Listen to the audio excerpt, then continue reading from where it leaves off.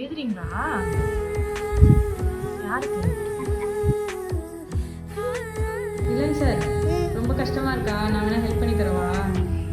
எங்க அத்தைக்கு நானே பண்ணுவேன்.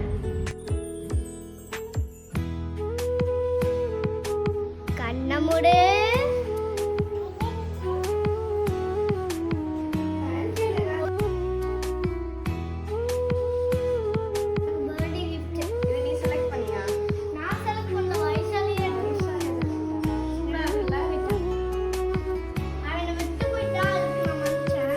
மன்னிச்சிட்டியா?